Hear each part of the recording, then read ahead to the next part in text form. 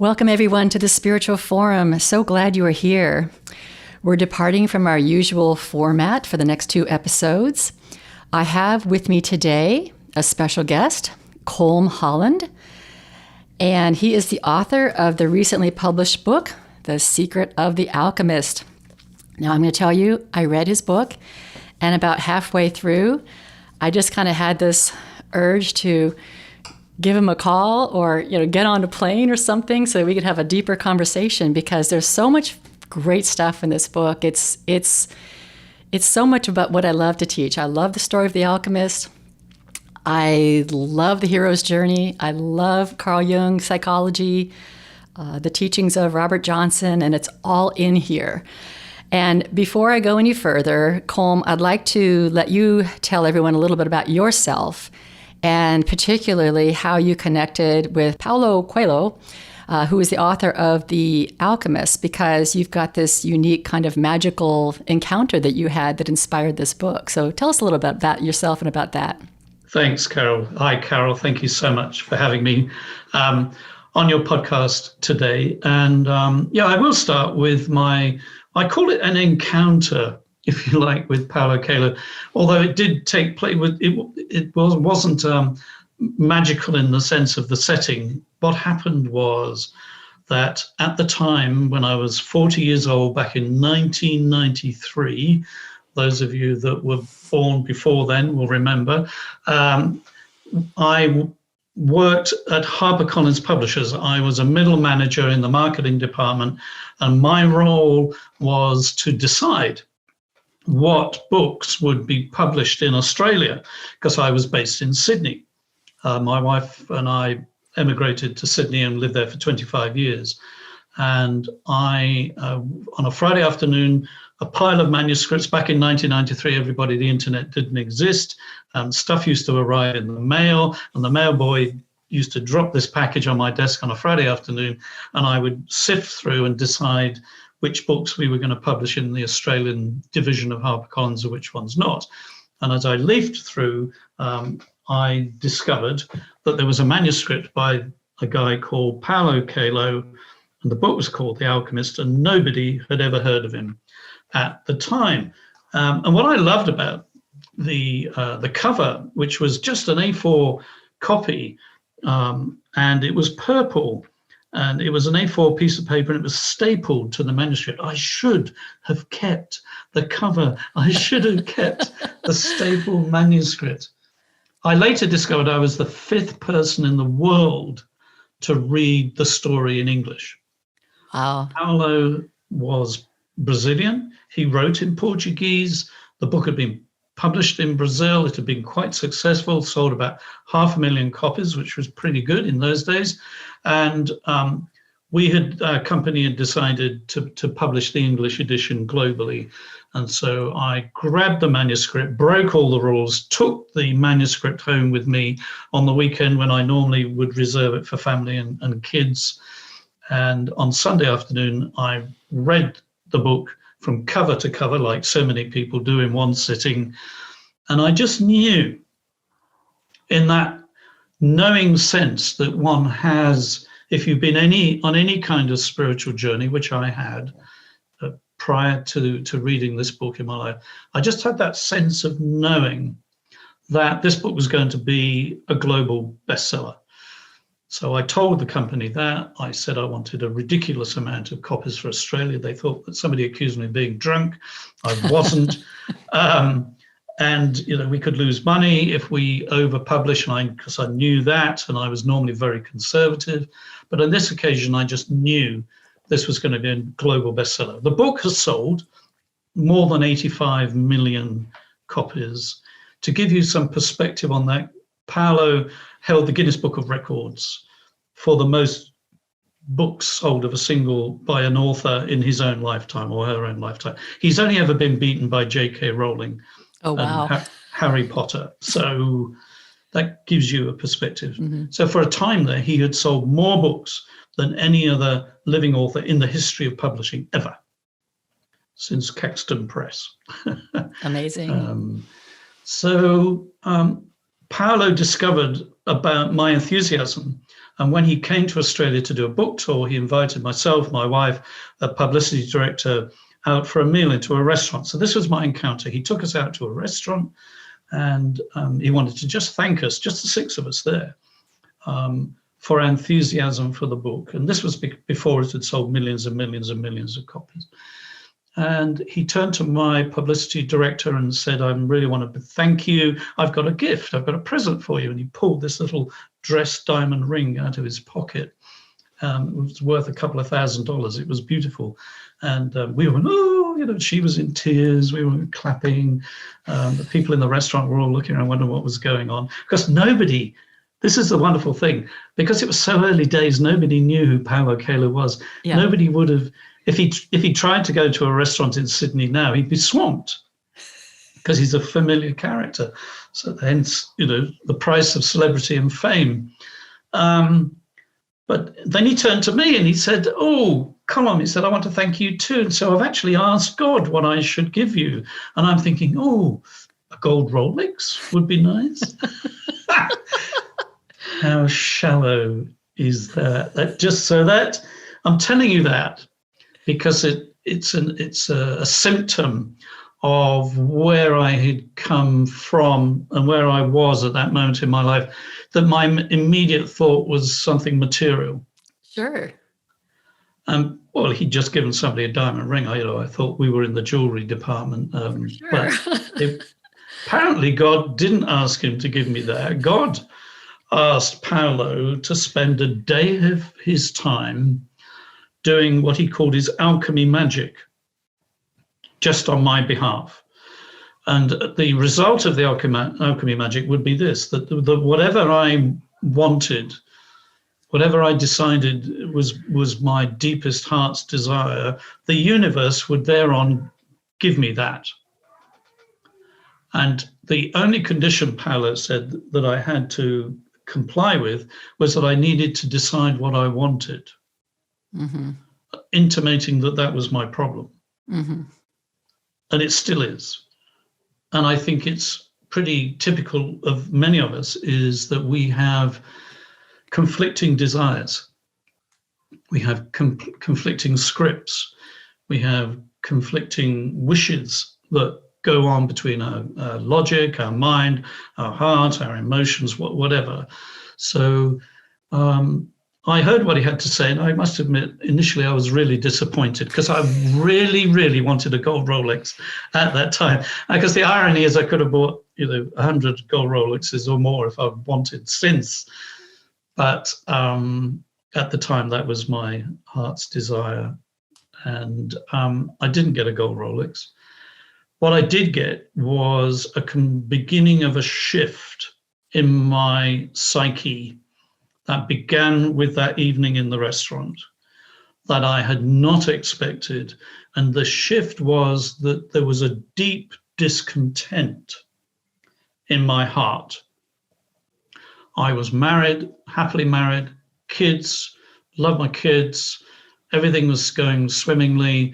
I was in a really good position in one of the largest publishing companies in the world. Some would say I'd arrived, but my heart was discontent. And I had begun slowly to disregard my heart. So slowly, just creepingly over years, several years, I had told my heart, look, I'm really sorry, heart, but what you really want just ain't going to happen. It's not a possibility.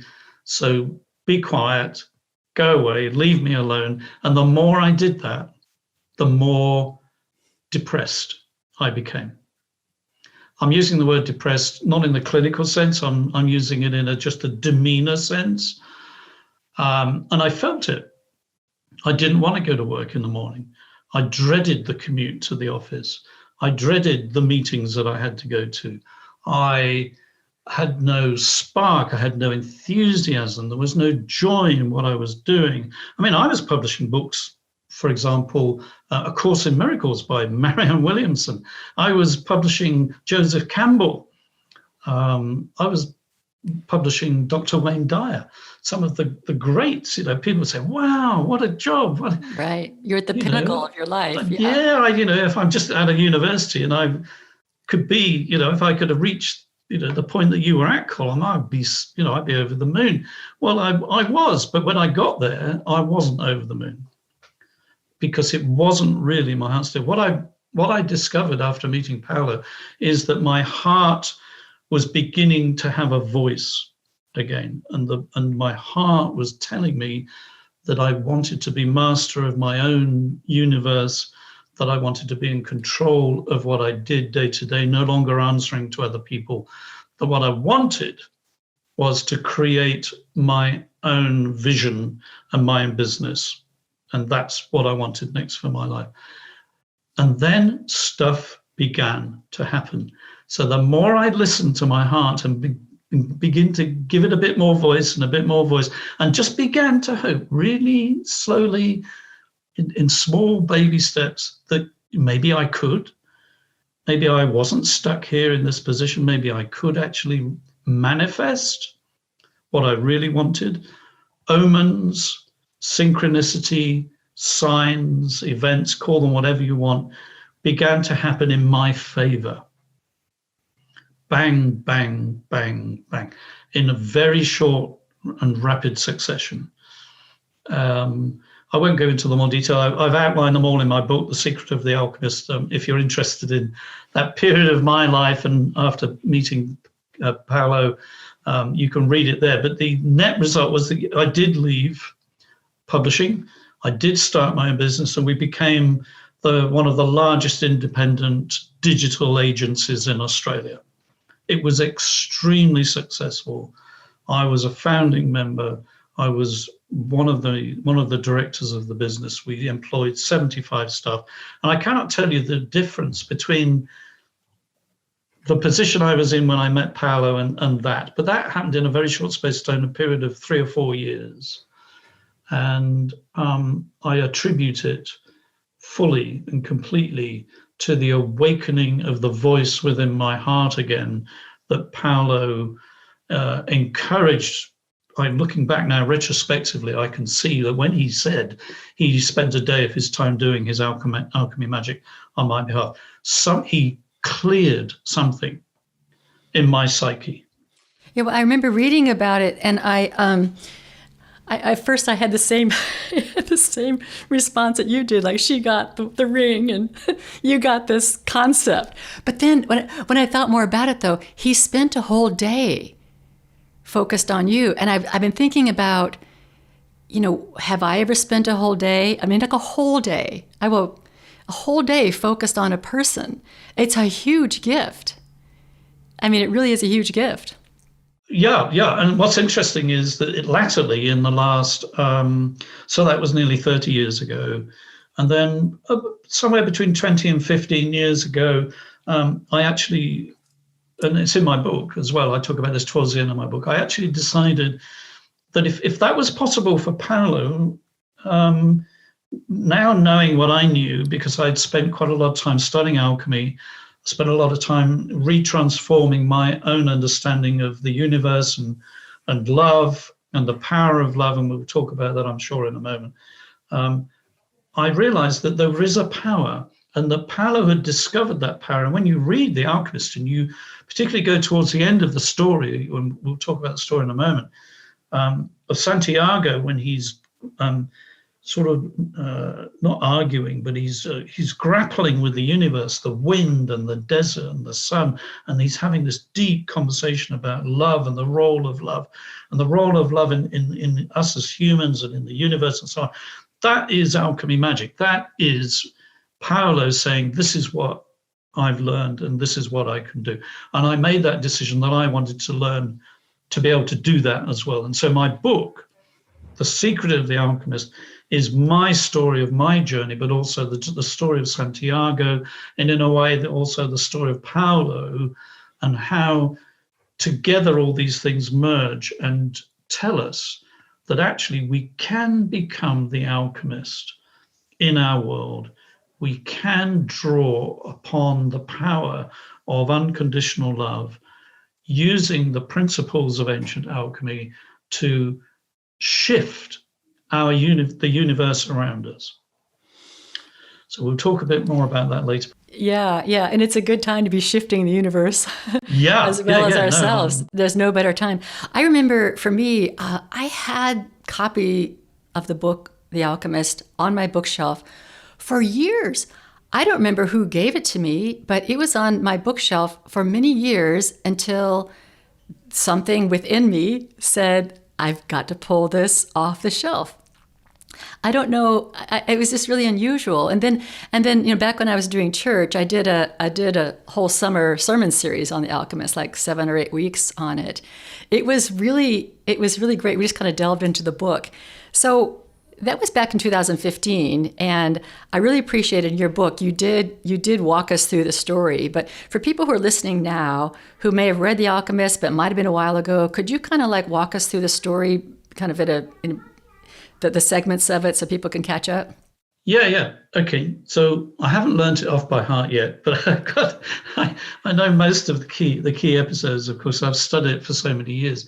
But for those who've not read it at all, it's a fable.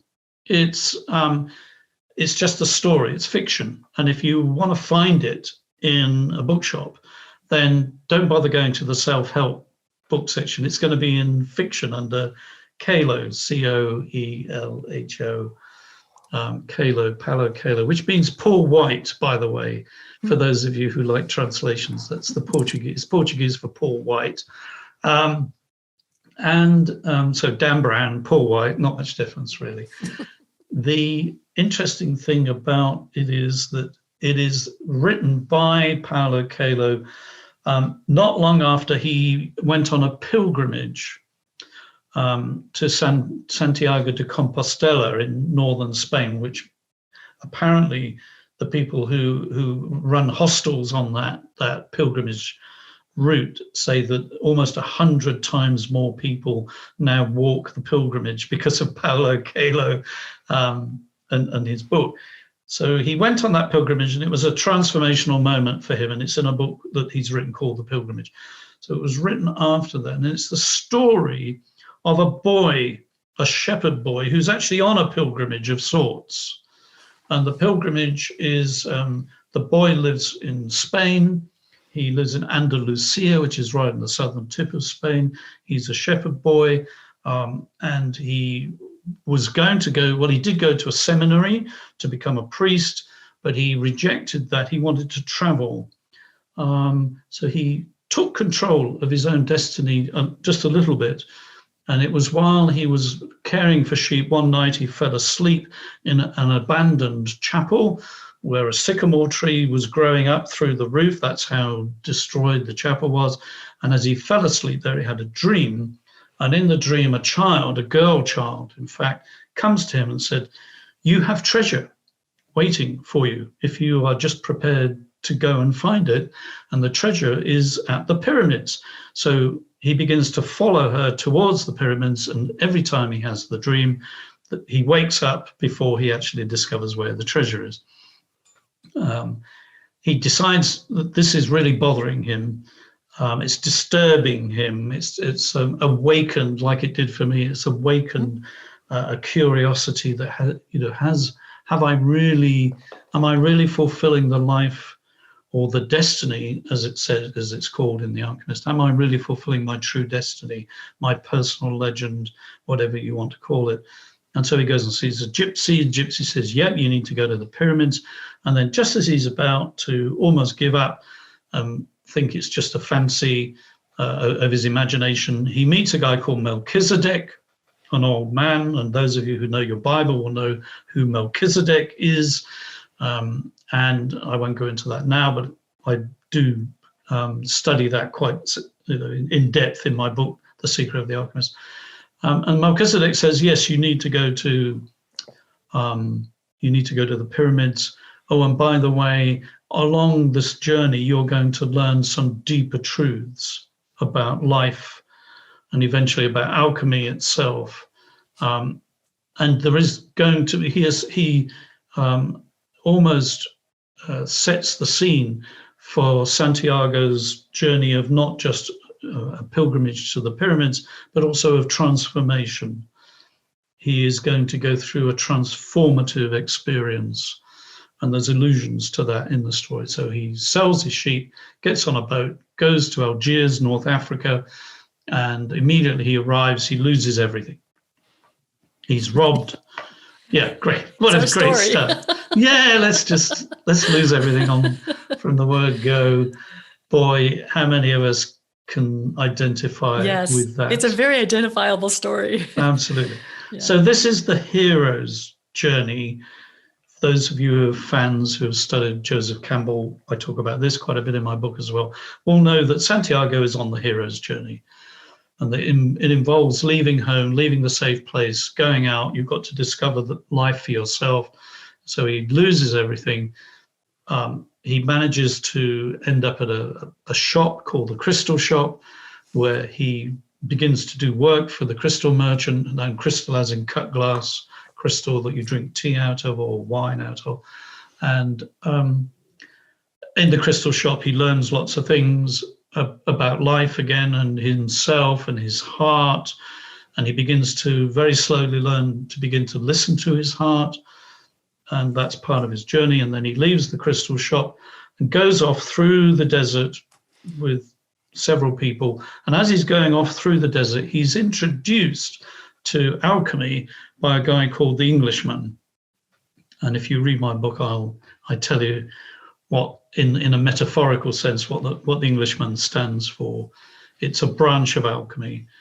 But the branch of alchemy that Santiago latches onto is taught to him not by the Englishman, but by the camel driver of the camel train that's taking them across the desert.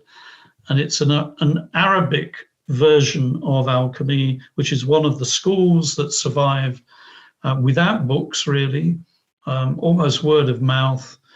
And it's all about listening to the universe through one's intuition. And that's what Santiago begins to discover.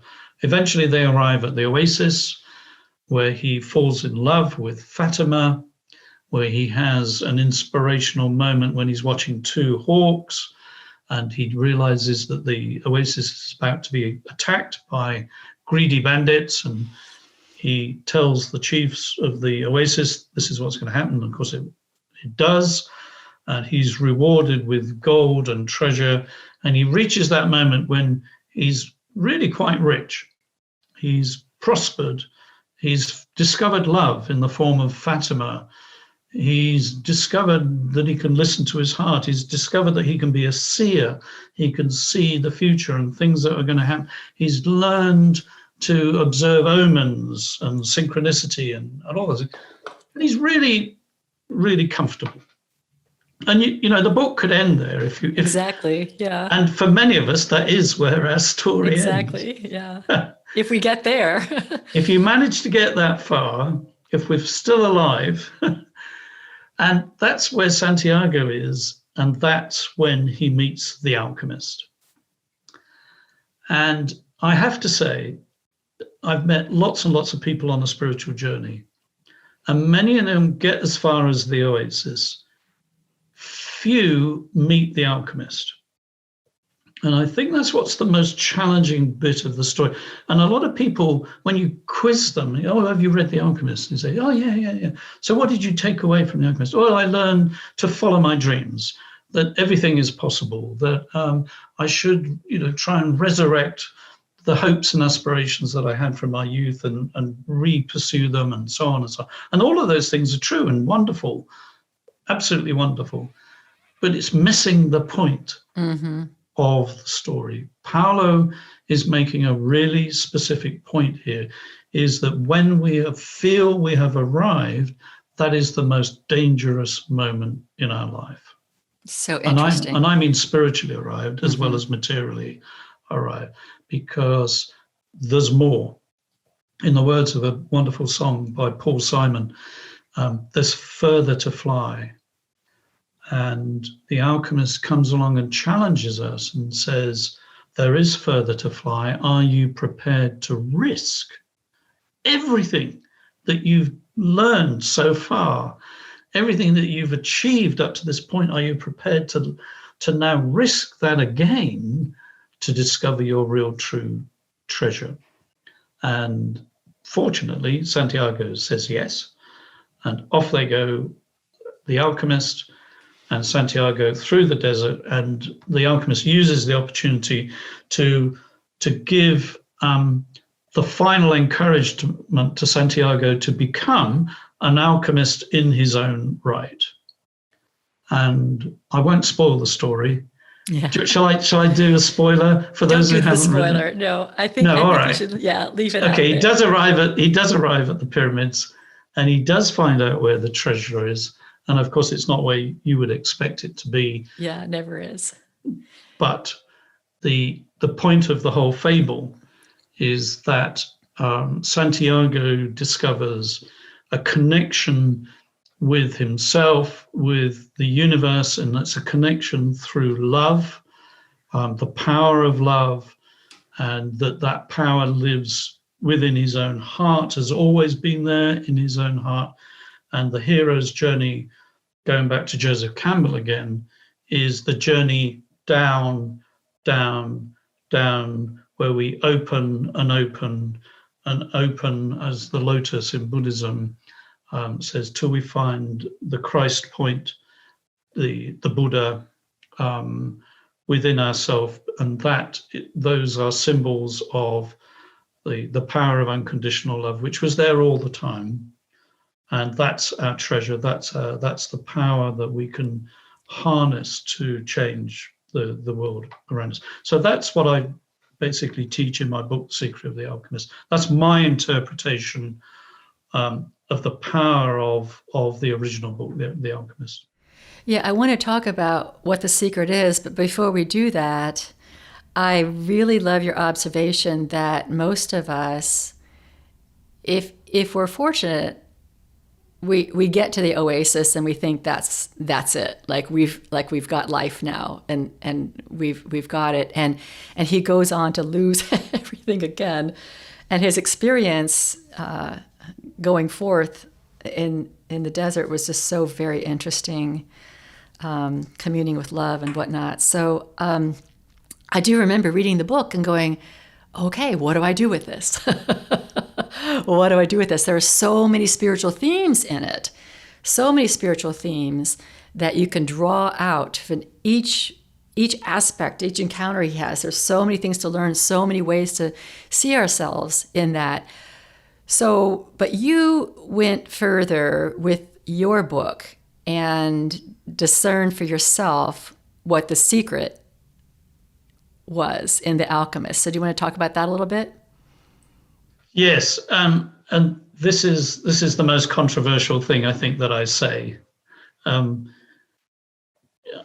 I have pursued many, not all, routes to a spiritual life over the years. From the age of 18, I'm 68 years old now, so that's a good 50-year journey. I've looked at most of the roads to spirituality. I've tried several of them. And what I discovered was that most of the traditional metaphorical frameworks, and I do emphasize the word metaphorical frameworks because let's not kid ourselves, there is a big difference between reality and metaphor. And sure. Many of us get confused to our peril. I thought there must be something in the original story of The Alchemist that could help me. And it was partly because of Joseph Campbell and my understanding that all the great myths, he said, all the great myths of all the great cultures of the world throughout centuries that had no connection with each other, the most common theme of their most important mythology is this thing called the hero's journey. And this is, it's sort of like an omni-myth. It's a myth that keeps reoccurring and reoccurring. And so I thought about that, and I thought, where does that come from? And so I took the plunge really, and went back to the story of the alchemist and said to the universe, show me, what am I missing here? And of course, it's when you look at it, when you think about it, it's blindingly obvious. What is the book called? It's called The Alchemist. The Alchemist. Hello. Get with the program. Oh, wake up. Who talks about alchemy these days in terms of alchemy being a valid and a contributing ancient wisdom to our modern understanding of life? No, hardly anybody. Mm-hmm. Nobody. So I really felt on my own. I really thought, well, I'm paving a way here that's probably not been trodden by anybody for a long time. And then, wonders of wonders, I discovered Professor Carl Jung had studied alchemy. Now, I knew about Carl Jung's theory of psychoanalysis and the self, the true self, the collective unconscious, the unconscious mind and the conscious mind, and archetypes and so on. So I did have a background in that. I had studied that extensively. What I didn't know until I studied a bit more is that for the last 30 years of his life, Carl Jung was a student of alchemy. And that encouraged me. So he was a student of the actual process of alchemy, which is turning lead to gold? Yes. Okay.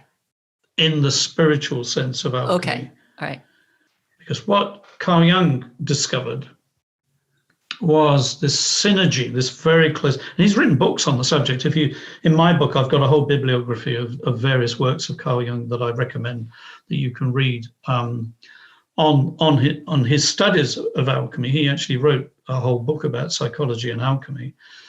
And the key theme that he discovered was true of his theory and of the alchemist is transformation.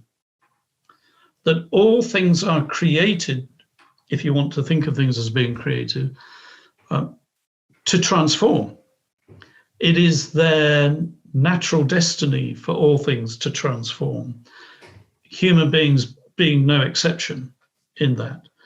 So when we long for something better, when we aspire to be better, when we, some people say, transformation is all about becoming a better version of myself. I actually disagree with that, but that's not a bad place to start. I would actually say that transformation is not about becoming a better version of yourself. It's actually becoming your true self. Your true self is your best version of yourself. So it's not like we've got to become something else. We've got to become what we actually are and stop being what we're not.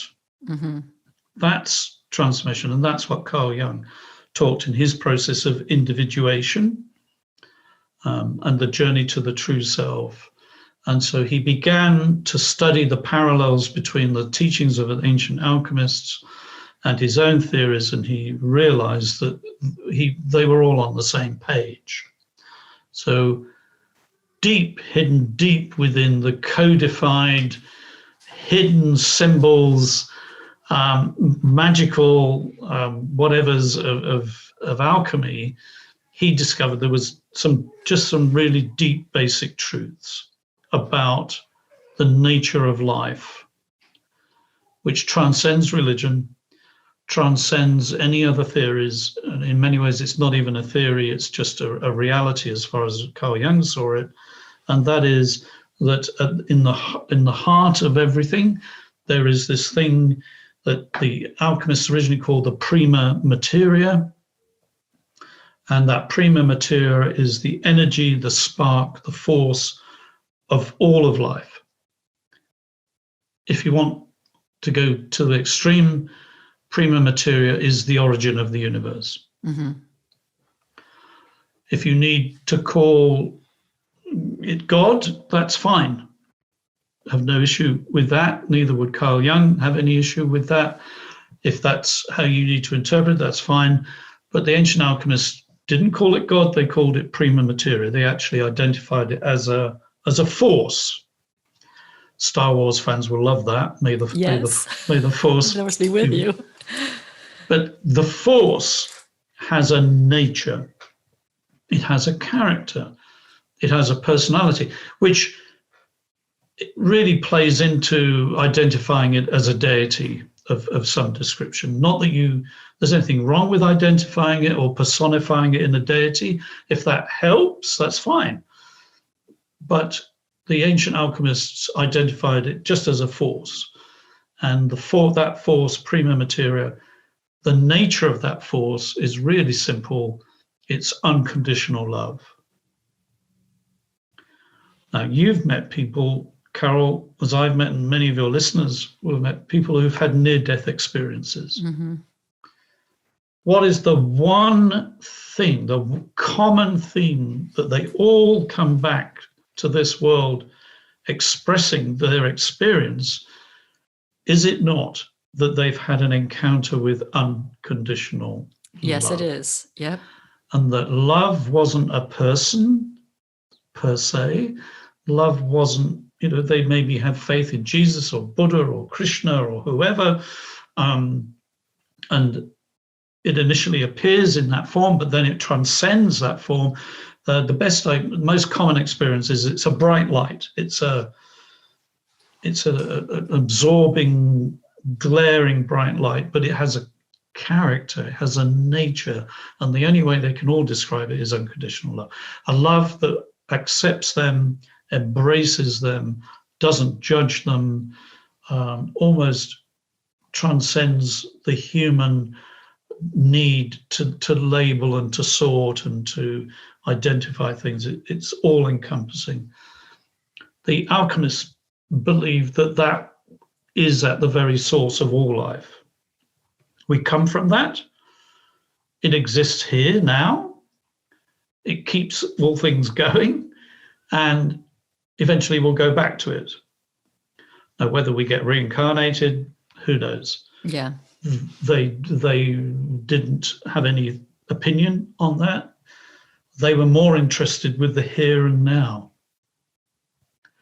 One of the things I love about Eckhart Tolle and his teaching, and this would resonate with anyone who studied alchemy, it's all about the now.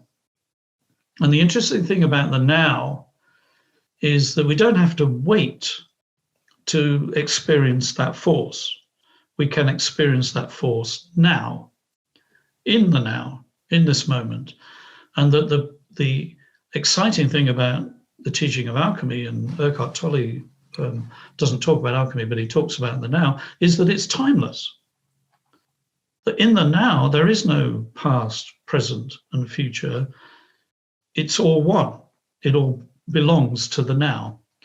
And if we can learn to live in that timeless now, then, and we can discover the power of unconditional love, then that is the philosopher's stone of the alchemist. They gave it a name.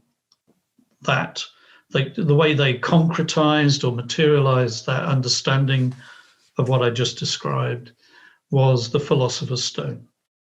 Again, it's just a symbol. There is no such thing as a philosopher's stone. If you find the philosopher's stone, just let me know. You'd be the first one I call. Yeah, I'll give you my postal address. Just if you can get it on Amazon, just give me the link. I'll buy it tomorrow. But the shock, everybody, again, everything is metaphor with alchemy. Everything is metaphor. Everything is paradox. And we can talk about paradox in a minute. Everything is not what you think it is. If you think it's this, it's not that, it's this.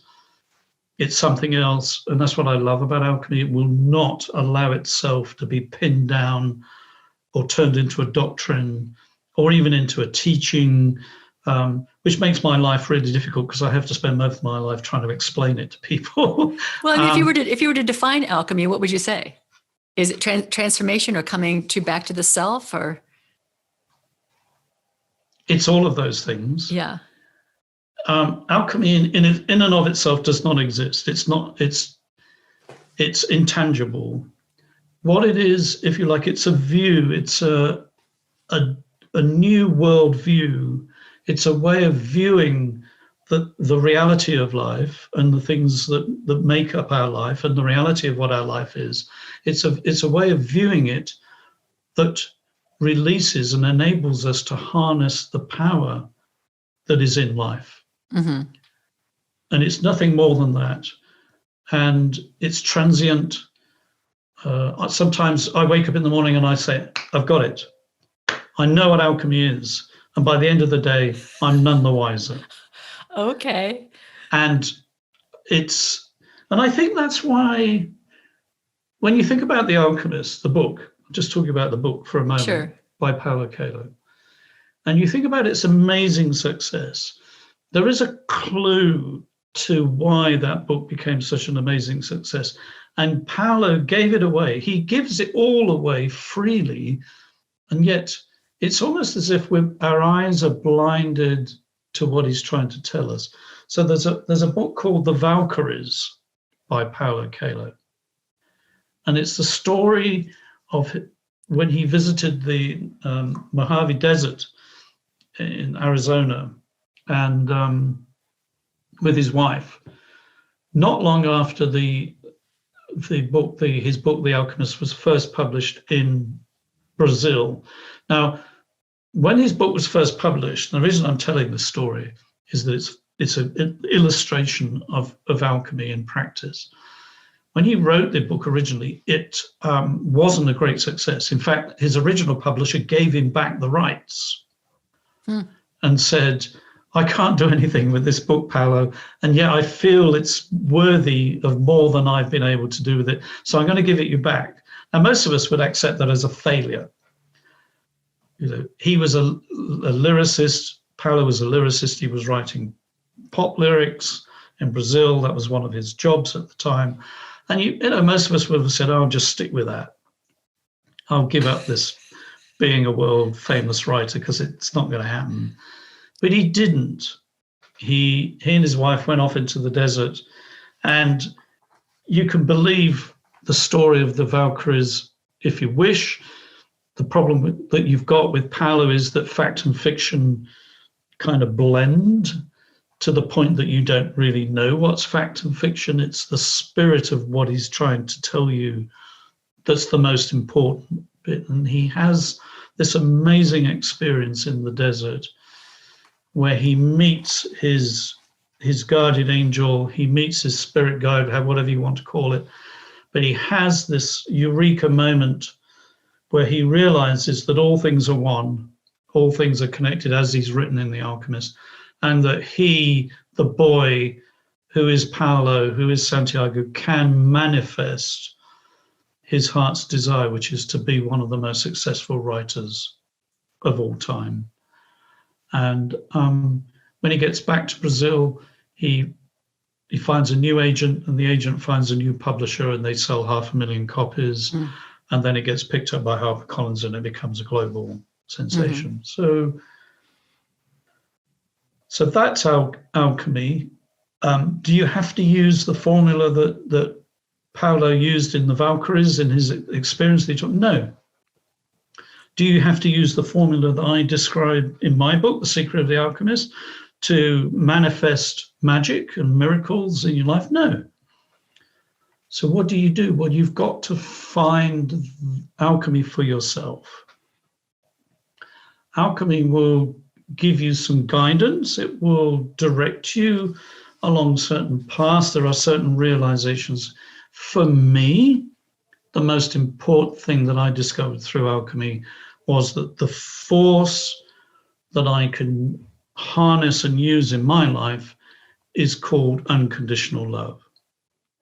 Okay, yeah. So I want to focus on unconditional love in our second segment. I do know that one of the things I think that people can really kind of sink their teeth into are those 3 stages of transformation that you talk about. And I really like those when it comes to alchemy and kind of what the heart of the alchemist is about, because it's something that I think people can just really identify those stages and how we move through those stages or get stuck in one or the other, and how those are kind of stages of transformation. Can you talk about that some? Life seems to present us when we go on a spiritual journey, and by the way, by a spiritual journey, I mean in pursuit of our dream or in pursuit of what I call true empowerment. So just want to quickly, for a second, go back to Carl Jung.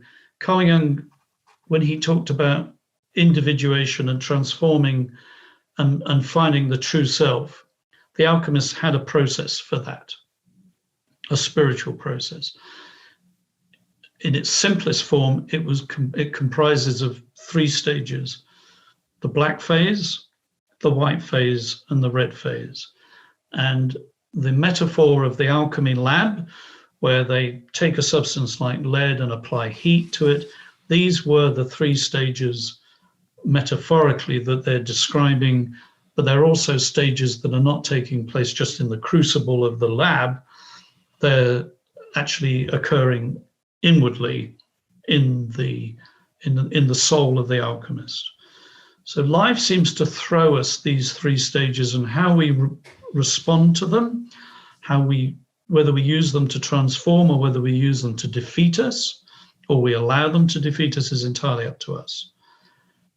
In my book, the reason I latch on, and I know we're going to talk about unconditional love later, but the reason why I latch on to unconditional love is that the way I got through the 3 stages is that I continuously called on the power of unconditional love to help me through them. Yeah, yes. I mean, you can't do it on your own. Exactly. And I just put that out there, if anybody's thinking of trying this at home, don't do this at home. Don't do it on your own. Get all the help you need, and don't be ashamed of asking for help. Ask anybody for help. Doesn't matter who it is, just ask anybody for help. Yeah, love shows up in so many ways. Absolutely. And if you can't find anybody, just go to the source. Sure. And what you'll discover amazingly is that it will be there before you can blink an eye. The black stage is what many people call the dark night of the soul. And I know people go through various dark nights of the soul. Grief is a really good typical example of that. The grief of the loss of a loved one, the grief of a loss of an identity through redundancy or job loss, the grief of complete poverty is another one. There are lots of ways that it manifests itself.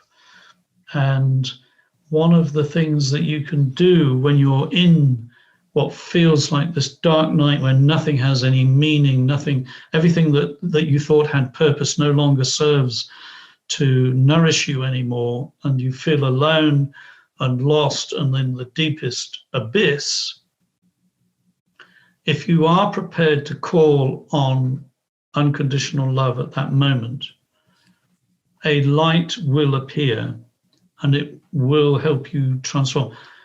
One of the things you have to realize is that you've got 2 choices in the darkness. You can embrace it, and lots of people have written about this. I'm not unique in this one. You can embrace the darkness and ask love, light to reveal, what do I need to learn from this? What can I take out of this to change my life for the better? Or you can allow it to swamp you. Eventually, most people, even when they get help, emerge eventually. But you can emerge having learned nothing, and time quite often is a healer of that. Or you can emerge having discovered something. And the alchemists would say it's important to use the dark night, the black phase, to discover something really important. And the thing that we need to discover in order to perfect our transformation is we need to discover that inner self that we have built these false personas around. Jungian students will be going, yeah, we know what Colm's on about. So the personas that we build that are put on us by our society, by ourselves, by our need to be liked, by our need to be loved, by our need, whatever our need is, we build these layers and layers. Well, what the dark night of the soul does is it strips the layers, strips them. And I guess what's unique about me to some degree is that when I faced in my life a person who I didn't like very much, and that was me. My self-esteem wasn't that great, maybe, or the persona that I created myself didn't work. It hurt people. It didn't help me find the love that I wanted to create. It actually had the opposite effect. So when I realized that, I actually chose to do the Dark Night of the Soul. I actually made a decision. Gosh, I must have been crazy. Would you call that like deep shadow work? Permanent shadow work. Okay. I was a high school teacher, and I left the job, and I was lucky to be part of a community that were prepared to support me. There were 2 or 3 people in there, including my wife, who was prepared to support me, because I said, I want to go and find out why I'm this person. Mm-hmm. Yeah. Because I don't like this person very much, and I want peace. Yeah. I want to be at peace with myself. Yeah. I don't know how long it's going to take, but I've read this book called The Dark Night of the Soul, and I've read this other book by a guy called Thomas Merton, who did this, and I want to do this. Right. I want, gosh, would I do it now? I don't think I could do it now. I think it was the right time to do it when I was in my mid-20s, late 20s, early 30s, and I just said, yeah, I'm going to do this. And I would set a time aside each day. I stopped doing the demanding teaching job. I took on a manual task, and I actually lived, apart from being married, I lived like a monk, literally. And lots of people are now teaching about that as well. There's several books about live like a monk, or think like a monk, and I strongly recommend it, not permanently, but I'd strongly recommend it if you want to tackle the Dark Night of the Soul, because the fewer distractions and demands that you have, the better. So you're getting down to like who you are at your true essence. Facing death. Yeah. I would call it. Okay. So rather than waiting for death to confront us, sort of going in and facing it. And some people who go through chronic illness, many people who suffer with cancer, and others know exactly what I'm talking about. It feels like what I'm describing. Okay. And that's what it felt like. And what I discovered in this Dark Night, there is a person, there was a self. It's just that he was really angry. I mean, seriously angry. I mean, dangerously angry, uncontrollably angry. And this self was the one that had been breaking into my conscious existence, right. Mm-hmm. Facing the dragon, doing the shadow work. So it was extreme shadow work, for want of a better description. And I gave that self as much time as it needed, or he needed, to express himself. And it involved a lot of screaming, it involved a lot of shouting. Usually when I was on my own, I would just go out into quiet places where I didn't think anybody was going to ring for an ambulance and get me, certified. And I just let him scream. But I did, because of Thomas Merton mostly, I did know that, because Merton, as you know, crossed the bridge between Christianity and Buddhism. He was the groundbreaker of that from a Catholic Christianity point of view. And he identified that for him, in the end, if he had to describe God, it was love. And so I called on that love, because I'd been reading Merton, and I discovered that love was prepared to listen to the angry person within me. And I almost stood back and let them have a conversation, which went on for a long time, several months, until in the end, the angry me felt heard. So he had vented his feelings and so on.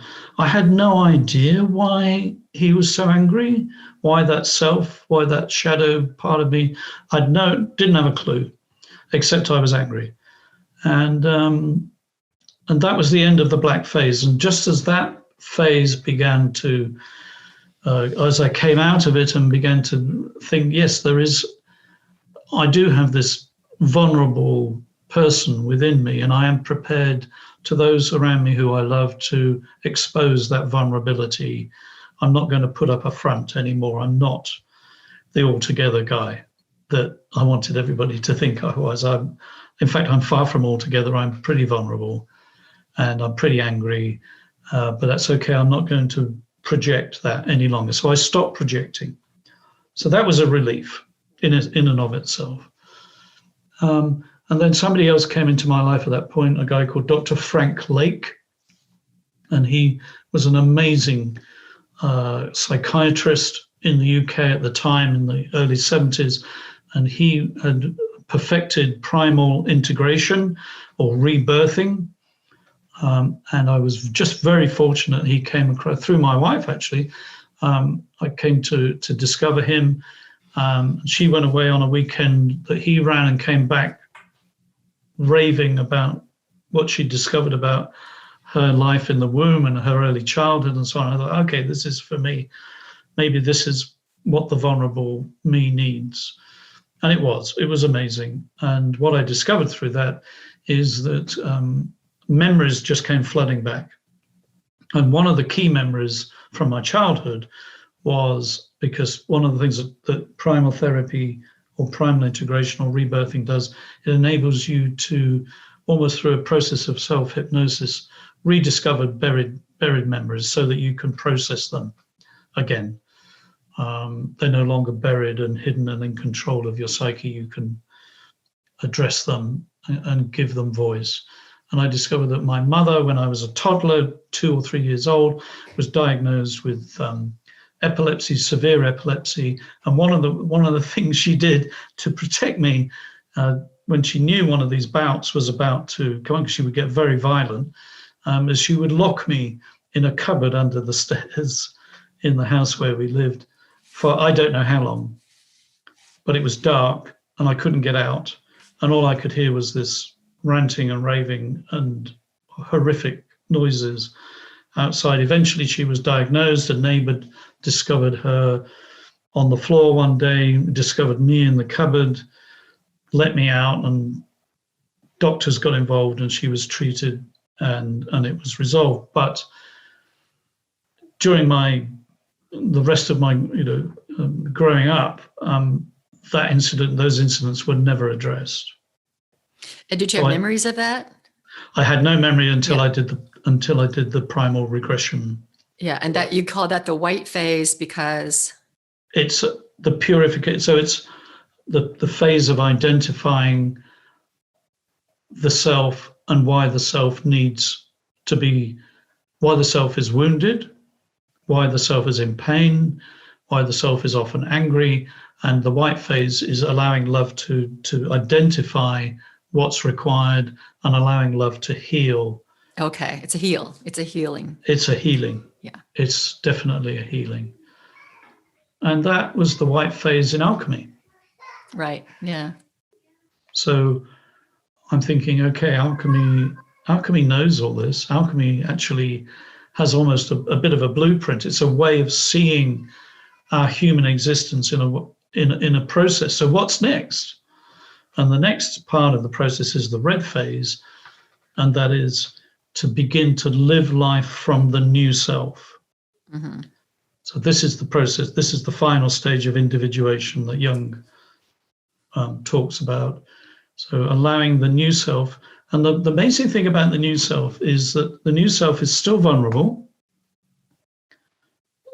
particularly vulnerable. Vulnerability is really, really, really important for all of us to embrace. So if that vulnerability is embraced, I'm just writing a course, by the way, in all of this at the moment.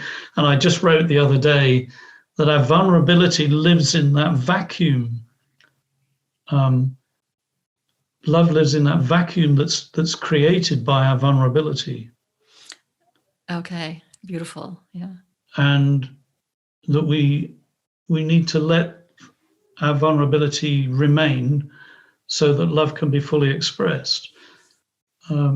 Anybody who's defensive, who's antagonistic, who's aggressive, it is not vulnerable. They're protecting, by that behavior, they're protecting their vulnerability. The moment we're prepared to let those things go and be vulnerable, but allow love into that space, then that's the beginning of action. That's when we can begin to love as unconditionally as we have been loved. Yes, so I want to wrap this episode up and keep this dialogue going for the next episode. But the way you're just talking about this black, white, and red phase, and also about vulnerability, there's so much craziness in the world right now. I mean, there looks like maybe it's always been crazy. I know it's always been crazy, but it just looks like we're really getting crazier. And we're seeing everybody's cover up of their vulnerability. We're seeing everybody from the outside, all those layers, and they're always there, but they just seem to be acting up all over the place now, or at least we're seeing it more on the news and whatnot. So this is just a wonderful, wonderful tool for transformation and for actually looking at the world. I mean, I think we're going through this. Some of us are kind of awakening and seeing that this process of alchemy is something that we want to enter into. We may be in our black phase now, but I want to invite our listeners, as we kind of tie a bow around this episode, our listeners to kind of look at this black phase, white phase, and red phase in their life. And do you think we go through these phases like over and over again, or is it just like one big process we go through? I think it is cyclical. I think the first time we go through it, if we're prepared to learn from it and use it as a transformational process, I don't think we have to go through it to the same depth again. So I think it can be a one-time process, and then when symptoms reappear, we can fall back on the initial process. In other words, okay, yeah. I don't believe I need to go and spend another year out and go through Sure. the black phase all over again. One of the differences between, I'm really going to get into trouble now, and we're going to get comments, you're going to get comments. I love meditation, I use meditation, but if meditation doesn't fix the problem, it's just like an aspirin, and you're going to need to take it every day. And it helps the pain go away. And then you get up tomorrow, and guess what? You've got to do it again. What I discovered with alchemy is it fixes it. And I know there's lots of teachers out there who say, we don't need fixing. And there's an element of Jungian thinking, which I totally agree with, that says, no, we don't need fixing. We just need to get back to who we really are. So I will qualify that. But alchemy will fix you. Okay. All right. So this is great. This is the Philosopher's Stone. Because so many of us on the spiritual path, we talk about, we're on the path, they kind of fall off, and on the path, and all these judgments and these defenses come up, and this, and then we kind of come back to, we call it God or spirit or source or whatever, and then we have another episode, and then we remember who we are, and we meditate, and So anyway, that's not wrong. That's not wrong. That's one process, and you're saying that alchemy is a process that brings us to a truly transformed state. So we're not constantly going on and off, but we may have to revisit it, but not as deep as before. Is that right? Yes, I think the reason why I found such a soulmate in Carl Jung is that he genuinely believed that anyone who passed through with commitment his process of psychoanalysis and reached the point of individuation didn't need to keep doing it over and over and over. Yes. And so he and I share that standpoint. And where do we get that from? We've both got that from alchemy. That's exactly what the alchemists believed. So when they're turning metaphorically lead into gold, it's not like, I know everybody says it's not about the end goal, it's the process. That we're just living in the process.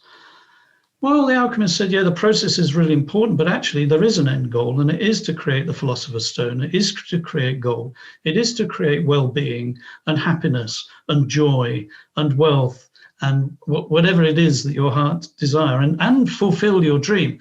All I'm saying, and Carl Jung was saying, is that it is possible in this lifetime for those who are committed to transformation in the way that he described and the way that alchemy describes, to arrive. And here's the thing, but once you arrive, that is another dimension which very few people have ever entered into. But when you do enter into that dimension, it comes with a whole new set of responsibilities that most people go to their grave never even entering into an understanding of what those responsibilities are. There are those that we see in the world and who I admire immensely. I'm not going to name names, but some of them are celebrities who got their own TV shows and so on, who have arrived to some degree and now see their mission to explain to other people, what life can be if they are prepared to make that commitment. But what I'm saying, I know, is really controversial amongst some mindfulness circles. I'm almost blaspheming in a way of saying it is possible to be fixed and it is possible to arrive. Well, no, I'm so with this. I'm not saying I've gotten there, but I do see this is the story. We'll get into this next, okay? Because I want to kind of end this at this time. But to me, this is the story of the Christ, or this is the story of the man Jesus. I know we've talked about Christianity and whatnot before, but to me, whether it was an actual historical thing or not, to me, he was the man who alchemized to what we call the Christ and said, and you can too. So, yeah, this is the path for all of us. Yes, and you can too. And you can too. Yeah. And every greater things. Yes. It's not stopping here. Colm, thank you so much for this episode. We're going to have another episode focusing on unconditional love or whatever else we didn't talk about. This is fascinating. I really appreciate you being here. And everyone who's listening, please give some consideration to the alchemy in your life and the black phase and the white phase and the red phase. So I now close the Spiritual Forum. Thank you for listening.